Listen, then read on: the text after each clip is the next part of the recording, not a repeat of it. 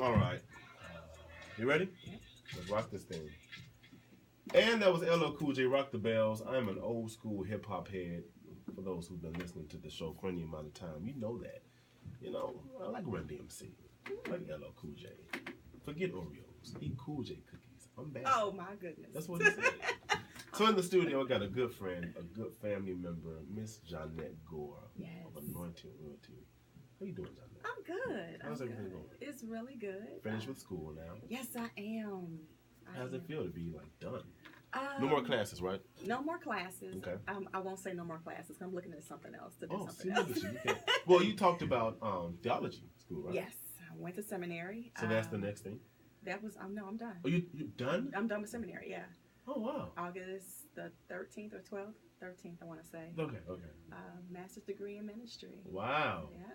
Okay. Excited. So what are you eyeing next? Can you share, or is it like? You know what? What I'm really eyeing is to become a biblical life coach. Solid.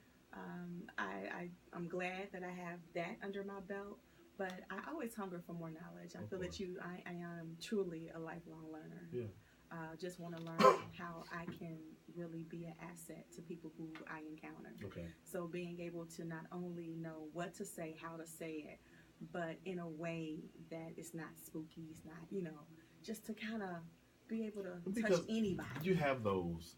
I'm a pastor, right? Mm-hmm. So you want to give biblical sound advice, but you don't want to come off as the guy who's like Billy Graham. You know what I'm saying? So I don't want to have that Bible in my hand beating nobody over the head. Right, you know what I'm saying? I really want to be able to touch people in a way that even though I know that I'm ministering, they don't know that they're being ministered to. So is it safe for me to make the assumption you already do that now? I do. Okay, so how do you find that balance? How do you walk the line of being like a Ayana Fix My Life and Paula White? I couldn't think of anybody else. Paula White. I know, I cringed. I did a story on her. That was bad. I couldn't think of anybody else. Let's not start today. Mahalia Jackson. I don't know who else. Juanita Bynum. I can't think of anybody. I need no more sheets. Juanita Bynum. Yeah, that, yeah.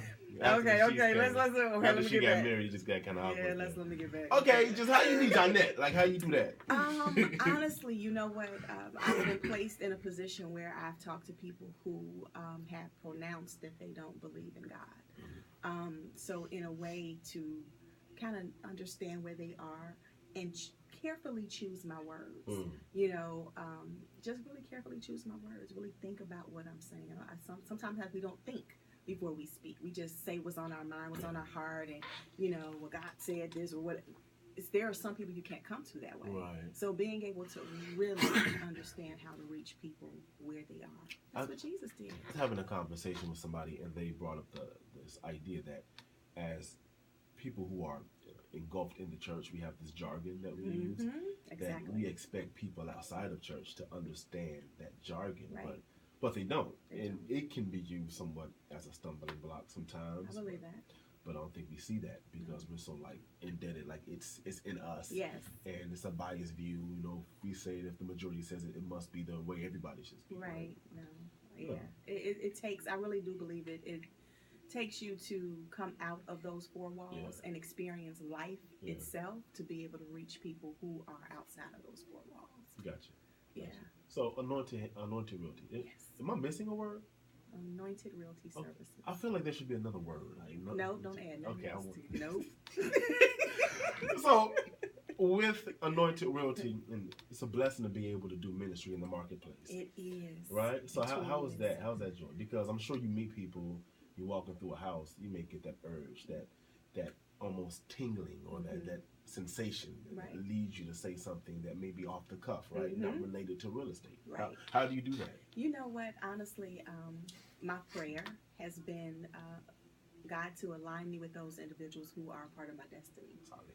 So for me, I've not to say this to be boasting or to be proud of it, but to understand my calling into the marketplace to be what it is. That most of my business has been referrals for the last almost 10 years. And that speaks to the light shining, right? You know, it really does. You know, who's sustained by referrals only. That's you know crazy. what I'm saying? So being able to understand that and really know that your business is sustained by God and don't take that lightly.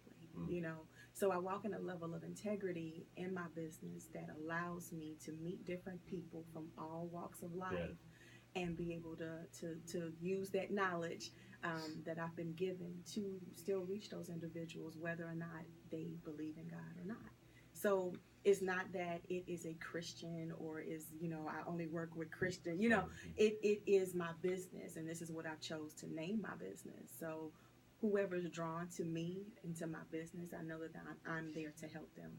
Case in point, there was a client that I'm working with currently where she really didn't know what to do. You know, the house had been trashed by renters. She wants to put it on the market. And I went ahead, set up for her to get the house cleaned out and everything else. And she's just like, I've been praying for the right person.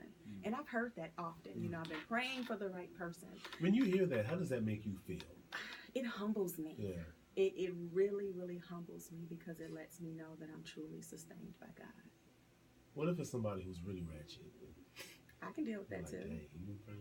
I can like, deal Lord, with that too. You sent me, right? I like can that deal Job with that kind too. of, that Jonah type of experience. I've had people who, you know, just got that potty mouth Yeah. and, you know, dealing with this and and it's, you know, I still deal with them that same way. I still give you the same level of service. There's no change to that. I'm not going to act funny. I'm going to still be the same Johnette. You know, it doesn't matter to me. What does the word or the name anointed royalty make? I mean, not make. What does it mean to you? Like, what was the conception of the name, right? You know what? The conception of the name was out of how I got started. And I shared this story the other day.